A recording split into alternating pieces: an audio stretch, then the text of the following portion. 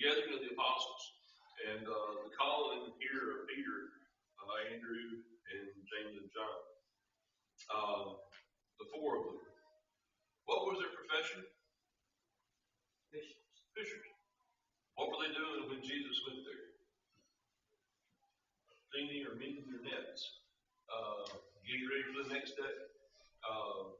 Their nets, part of the requirements if you're a professional fisherman, that's the way you earn your living, is you make sure your nets and your equipment are in good shape. Another thing that came to mind when we read that was they had told how long? All night. That's one of the questions I wanted to ask. And yet Peter, he says, nevertheless, at thy will, at thy word, I will let down the net. And I think it's interesting. He also refers to the Lord there in verse 5 as master. And then after he sees the drought of fish, Peter refers to Jesus again, "O Lord, depart from me, for I'm a sinful man." And these first 11 or 12 verses here is just, it's kind of just more fortifying, more fortification of the fact that Jesus was the Son of Christ. Jesus was the Son of God, the Christ, and the Savior of the world. When we looked at all the miracles that were performed, and like Brother Michael Shepherd said, we know that there was proof beyond any shadow of a doubt that this was not normal. If you look at my question on the worksheet, number 1 says, in Luke 5, 1-11, why did Jesus use water and fish in so many miracles? They were basic needs. Basic needs, exactly. We talked about water baptism, how simple that is to the Christian. You can't survive without water. Parallels spiritually are unmistakable. Food, eating fish. Last week or week before last, we talked about the lad. He has small lunch prepared, and they were dried fishes and barley for loaves. And with those, he fed 5,000 people. Survival, the basics of survival. There were also things that they saw every day. If you were a professional fisherman, you knew about the fishing. You knew that possibly in the middle of the day, not going to be much happening. They fished all night. That was the best time. Nothing. But they brought the drought forth.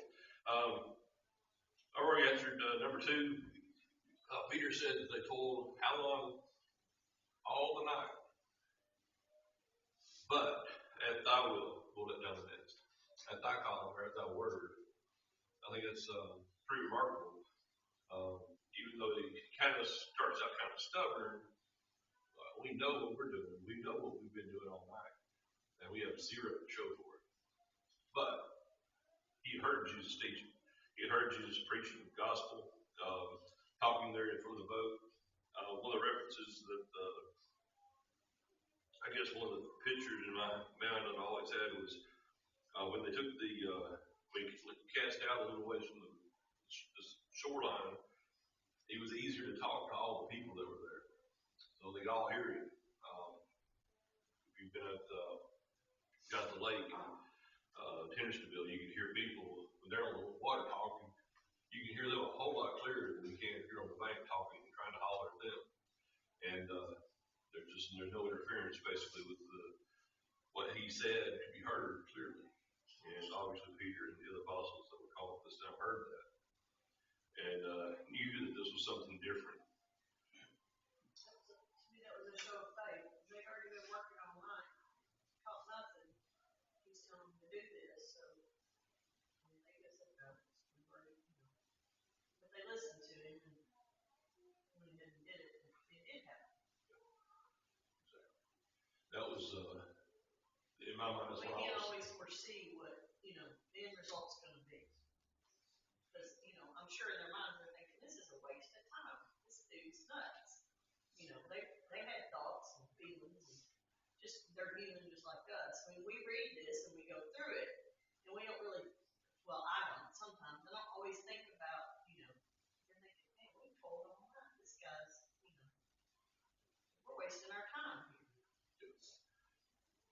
And the parallels there with, later on talking about being fishers of men and leading others to Christ. I mean, I see in my mind, I'm seeing that too, because a lot of times, we may, like you said, we may work on one individual, and maybe they're right at the edge of making a change, and if we're not careful, we might give up. But Christ says, go teach, and then let Him take care of it. It's a good point. And I think it's one of the things that we need to make note of as the apostles. They were human. They have the same thoughts we would have. It's probably a waste of time, but we'll try it. And then they see the drought. They see the next question. Let's see. In verse 10, Jesus told Peter, blank not, for henceforth you should catch. Fear not. That's one of the keys in this sheet of paper that their lessons today is based on. Fear not. From henceforth you'll catch men. He's going to be a soul saver. He's going to be a person that changes the world. But it's interesting. Like I said, the stories that are recorded for us, and some of the basics that Jesus started out with, even in the beginning of His calling. Fear not. And later on, we'll see how that applies again. Any other questions? I left some of I redid some of the questions. I didn't want to do one lesson on just those 11 verses today, and I left some of the basics out. But there's a lot of verses, like you said, that kind of show the attitude. Talk about the great multitude of fishes. Let's skip number 3. Okay, that was one of the ones we mentioned. Like you said, that toil all night. It's in number 3. It says, with the amount of fish that were in the nets, what did the nets begin to do? Break. And what did the ships begin to do? Sink. So the amount of fish was, in their mind, unbelievable. And I guess I dwelt maybe a little bit too much in my mind about the nets. They were breaking. They just, they've been going through and preparing them, I guess, from being used, and they were breaking because there's so many fish, so much weight that both ships began to sink. How is break spelled in your Bible?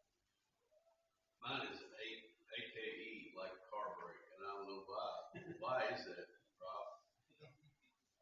Because that's not braking. That's stopping. I don't know why. Is yours BRAKE? Yeah, well, King James is. Mine, yeah, that's what I've got.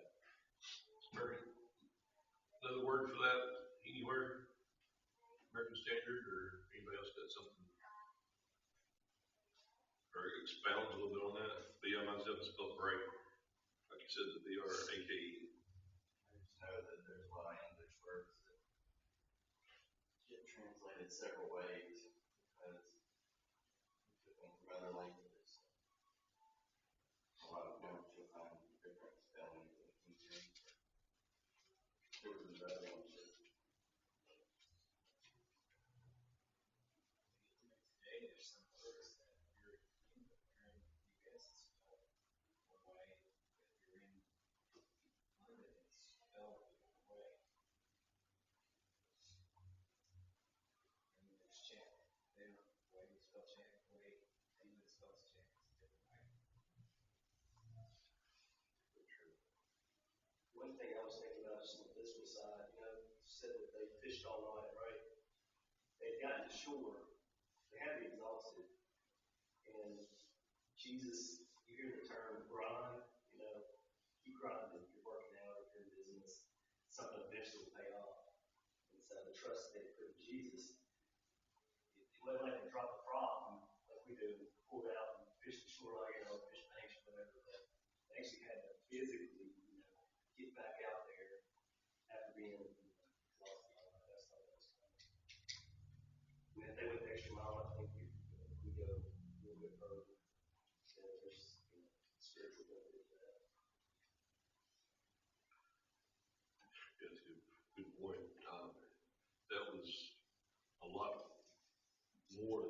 said, just simple rod reels. It was the big nets, huge nets. Get them out, let them down between the boats, and then the amazing catch that they did, enough to sink both of the ships. That word break, B-R-A-K-E, is used also when Jesus broke the bread, feeding thousands. When he broke the bread, the institution of the Lord's Supper is all spelled that way too, all those accounts. I guess that, Yeah. I guess I never picked up on it. The side thing on mine says was breaking. Was breaking, the ships were sinking, so they were both about their limit, and were holding everything they could. The thing that I noticed a lot about Peter was that when I'm reading is that he's reflective of me especially, but probably everyone. The things that he's corrected on, the things that most apply. It feels like to me a lot of times I think, Peter, you were just with me.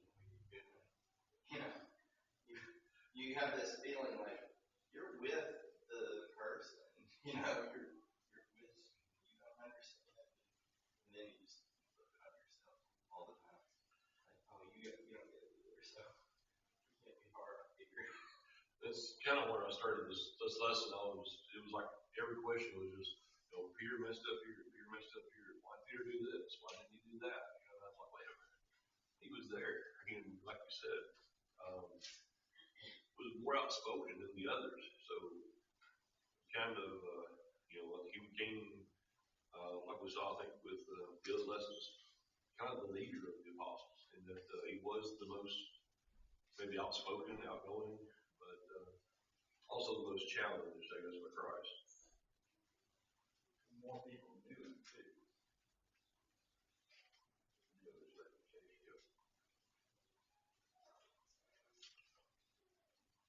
His fame followed him after he became a follower of Christ. Definitely, I said the people in the courtyard knew that he was one of the apostles, and they denied him, and went out wept bitterly, whereas Judas went out and hanged himself. Two different responses to Christ. There's another questions from there from the agreement Luke. This was the only another one of the miracles that was only recorded by one of the four gospels. And next we're going to pick up with the other reading, going back to Matthew, and it's going to be in Matthew 14, starting with 25.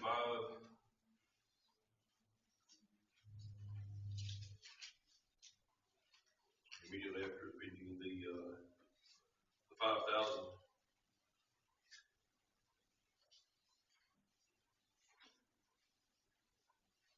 Actually, it's verse 22, excuse me. Matthew 14, 22. I'll read this one, and then if someone else wants to go ahead and get the Mark reading from Mark 6, and then someone else going to get the verses from John 6, and we'll wrap this one up with reading.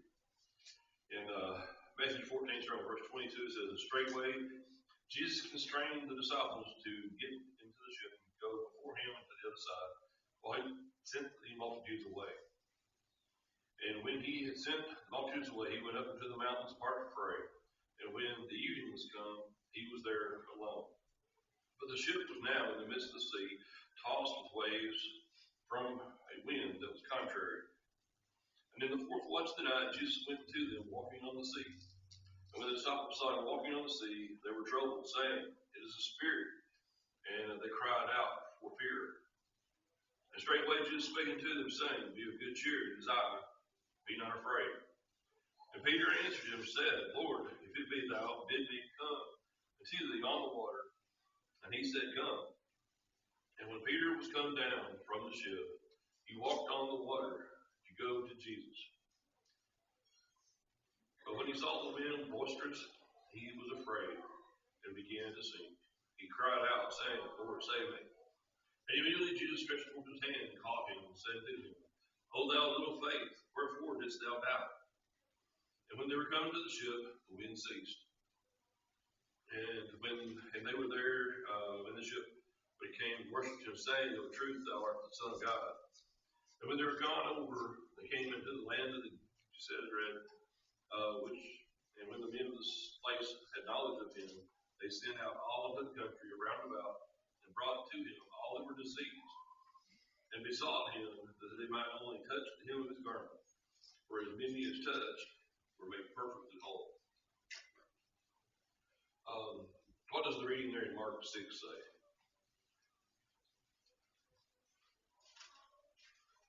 Mark 6, I think, starting with verse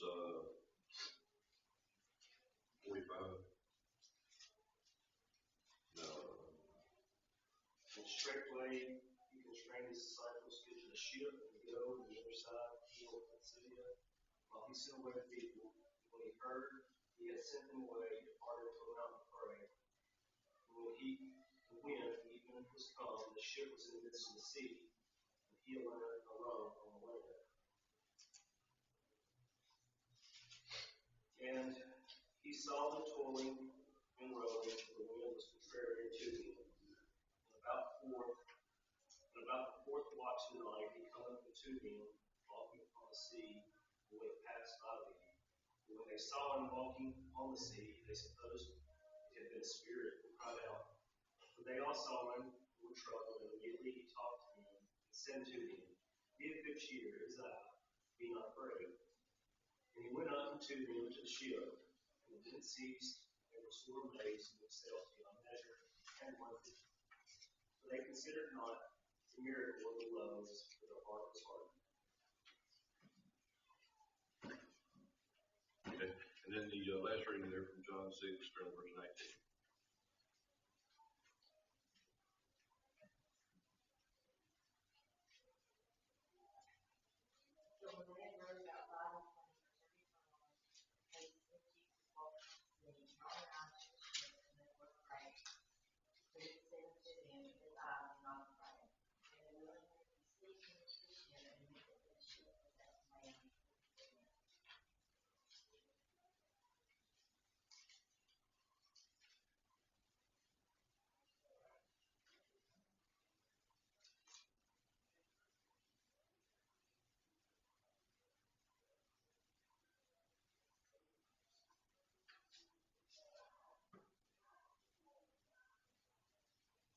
Okay, thank you.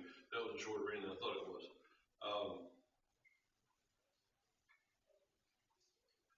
That one gives the distance, it gives the furlongs, it gives the rowing, Jesus walk. Okay, all three of these accounts obviously were the same account. The timing was exactly after feeding the 5,000. One of the questions I'd asked earlier in the previous lesson is number 5 there. It says that after the 5,000 were fed, Jesus constrained the disciples to go into the boat and to go to the other side of the sea. What other word might we use for constraint? Demanded, maybe? Force. It's basically, the idea there is you're going to go. There's no question. You must go. Jesus told them to go and go, and regardless of what they said, they kind of like what we talked about earlier with the casting down their nets. Because Jesus told them to, they did. They departed, and number 6, where did Jesus go to pray after the crowd had been sent away? Verse 23 in Matthew's account. Up into the mountain. There's a lot of, I know, just the tranquility and getting away from everything, all the busyness. A lot of times we get up and away from everybody and get up in the mountain. It's easier to focus on ourselves and especially God's creation. In the simplest terms, getting out and seeing the beauty of this world. Jesus himself, getting away by himself alone. I think it's interesting to note that other times when he went by himself to pray, he came, I guess, recharged, I guess, if you will, reinvigorated and ready to get back to work. If you think about the things that he was doing, the things he was seeing, also the things he was preparing for, knowing what how his life would be. Number 8, excuse me, number 7. In Matthew's account, the wind is referred to as being what in verse 30 and what in verse 24? Boisterous. Boisterous, contrary. We might say strong, rough, the wrong direction, but the message is clear. It was not calm and peaceful. It was, if you think about if you've ever been out in a storm, in a boat, you're kind of helpless. Whenever he talks about them rolling and towing, and going nowhere basically, and they were stuck. Kind of interesting. The first miracle we talked about, Jesus telling them to put go out to drop in a fish. How it's making as far as they had to put forth all this energy and go back out there and do all that stuff. Show their faith in doing that.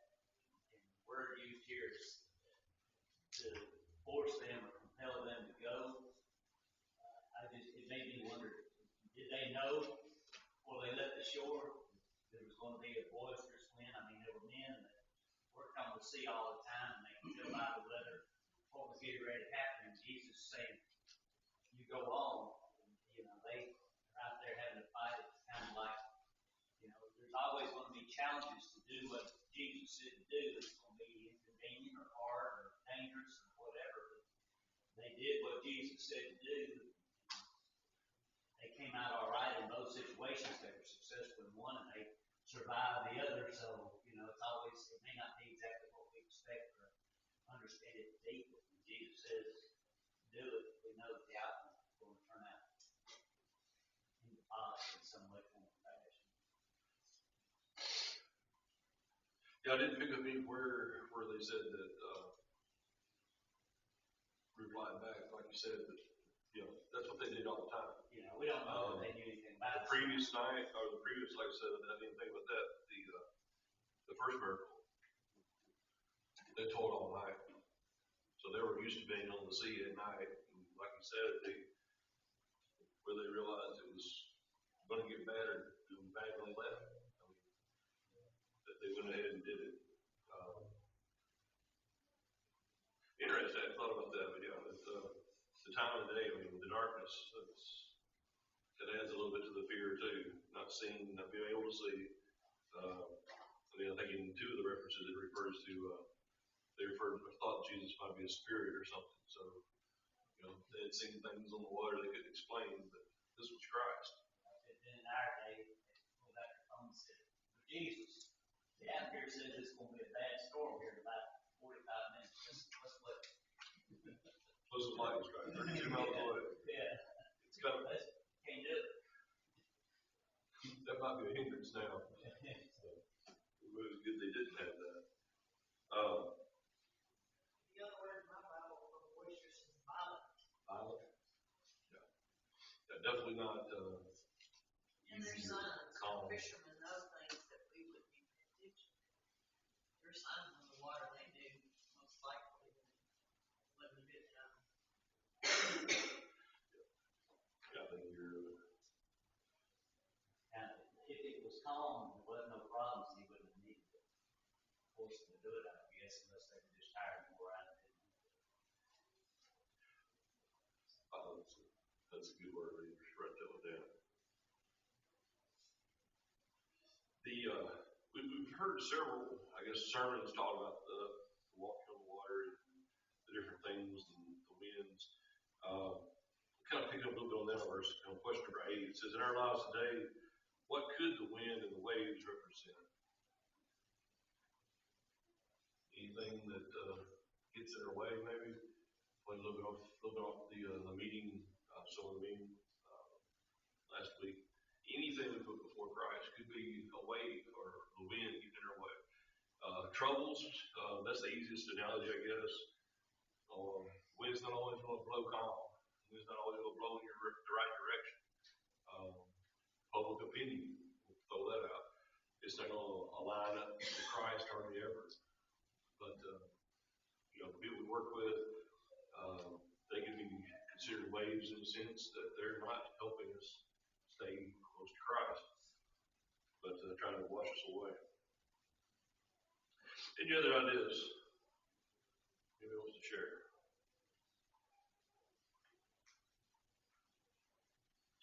Number 9. In all 3 readings, it's recorded that Jesus said, blank is blank. Be not afraid. There's the key word for the sheep. It is I. Be not afraid. The other one says, I think Matthew's account adds a few verses. And also, Matthew's account is the only one that talks about Peter's deciding to walk on the water. I think it's kind of interesting. I didn't realize that was only one of the recordings, but one commentary said that Matthew obviously was in the boat, and maybe was an eyewitness of that fact that Peter and Matthew were on one side of the boat, and everybody else was fighting, was probably on the other side of the boat and didn't see it. But it was interesting that it wasn't recorded by all 3. I would have thought it would have been kind of interesting. I would have thought it would have been in all 3, kind of the feeding of the 5,000 were in all 4. But nevertheless, it's recorded. It is I, fear not. Number 10, as Christians today, this should give us more blank, starts with a C, and more blank, starts with an S, to remain faithful to Christ. Courage and strength. That's one of the things I think we need the most now, in my mind. That's one of the things that I seem to be praying often about, is that courage and strength. Have the courage to take up, step out, have the strength to stay and continue. And kind of like what Kyle was talking about, the grind, just keep on keeping on. Keep working. Never giving up, never backing down. I just like everything, David, but I was interested in Mark's account of 50, where he said, be of good cheer, and he said immediately. So you can tell they were panicked, He didn't wait it out. He immediately tried to calm them down, but be of good cheer. Sometimes it's hard to see Jesus on the inside. I mean, the way I read it, he had kind of he was a lighter side there, be of good cheer. Hey guys, it's me. You kind of see the smile when he says that. So I thought that was kind of interesting. Smile.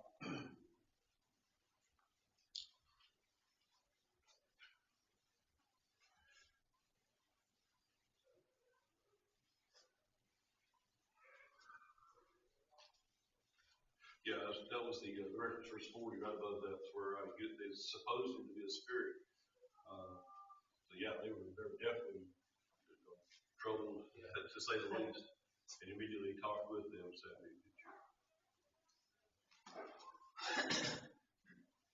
and they were amazed at the measure and wondered. Also, verse 52, 51. Yeah, it's interesting to study all the different things that were going on, and like I said, all the different attitudes that were there, from Christ all the way back to the apostles.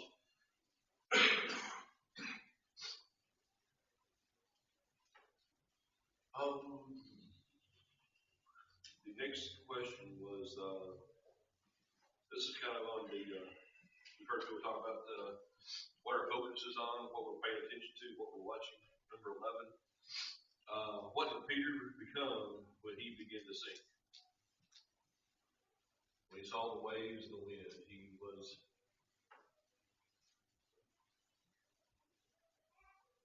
afraid. Going back to the earlier lesson, when Peter was called, fear not. And then here, going to the boat, fear not, for it is I. But then Peter, in Matthew's account, gets out of the boat and walking on the water of Christ. And we've heard sermons about, as long as he had his eyes on Christ and had his focus on Christ, he was okay. He was walking on the water. But he lost lost his focus, or he looked around and saw, began to doubt and begin to sink. And then, what three words does the account say he cried? Lord save me. Lord save me. Total dependence, knowing he was getting ready to go under, and immediately Christ lifts him up, and they get in the boat together. It's his acknowledgement that Jesus is the Lord by Peter. And then, like I said, some of the questioning I had was based on the comment that Christ made. Peter could have walked on the water, true or false? He actually did walk on the water. He began to walk toward Christ. The references there. Well, that was something I recognize. I think people in the world realize Jesus walked on the water. If you don't read, Peter walked on the water. I mean, he had enough faith to ask Jesus to walk on the water, which I would have never done. I wouldn't even have thought about it. And then he walked on the water, but he lost his faith, just like all of us do at times when things get hard or going in the wrong direction. So it feels like, again, to me, like Peter's a great example in my life. Not the initial doing it. I mean, Jesus just says he had little faith, not you don't have any faith. But it was more to make a point, I think, that your faith, if you allow it, your faith can go away if you don't think about the service you need. You start thinking about other things, anything really. I mean, in this context, it's just having the faith to walk on water. Any context, you could put that in. It fits. Losing your focus, losing your drive, determination, getting clouded, distracted. There's another word that many other pictures have used. Through the eyes on Christ down there, I don't know what denomination it was, but they had like a campaign a couple years ago. And one of the things was they had signs beside the road, keep your eyes on Christ. And I'm like, you're going to cause wrecks. People are going to look at these signs. But the idea was, what are you looking at? What are you paying attention to? Same thing here with Peter. And the example like he gave us was he had the faith to take that step. And what were the others thinking? They were struggling, they were working, they were trying to save their lives physically. And yet Peter saw Christ. And Christ had come to him. And he did. He walked on the water. And then when they were coming to the boat, the wind ceased in Matthew's account. So we got Peter, he could have walked on the water, was walking on the water. Number 14, Mark and Luke say nothing about Peter's actions or trying to walk on the water. So Matthew must have added this on. I've already kind of gave my input on that one. Several of the apostles, or several of the accounts, of the miracles are only counted in just one gospel. How many times does it have to be said in the Bible to be true? Just once. I mean, that's one of the things that a lot of people that we talk to, well, why didn't it?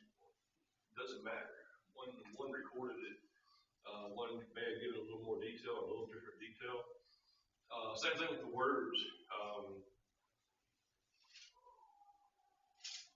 Matthew's account. Be of good cheer.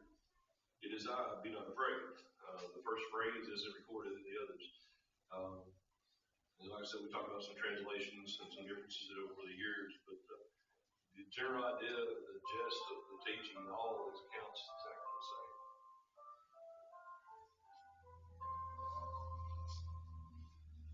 Number 15.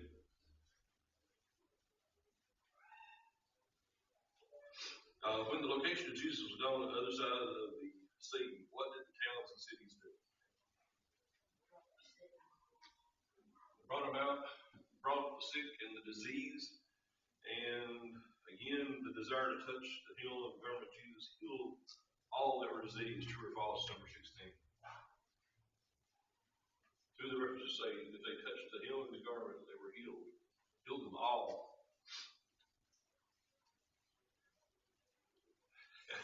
This is a reference to the meeting last week. What was the total number of sick folk which were healed after crossing the sea? Michael was adding up all the ones that died, all the different houses.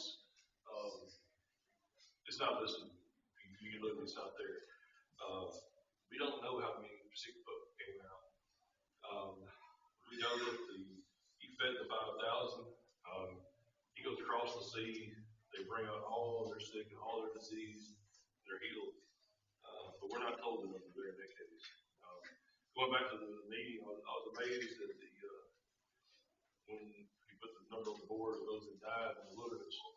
And two were the only ones that survived.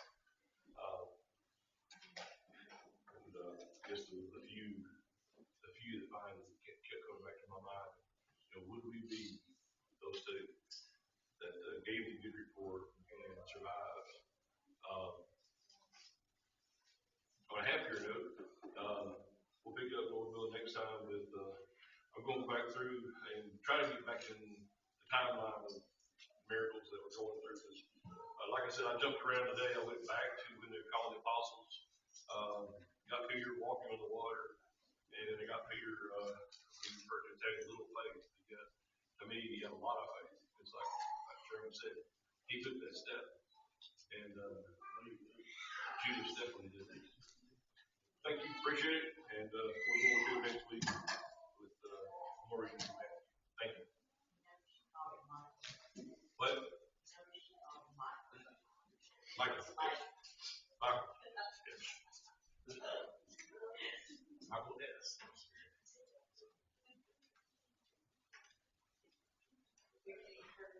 You're encouraged.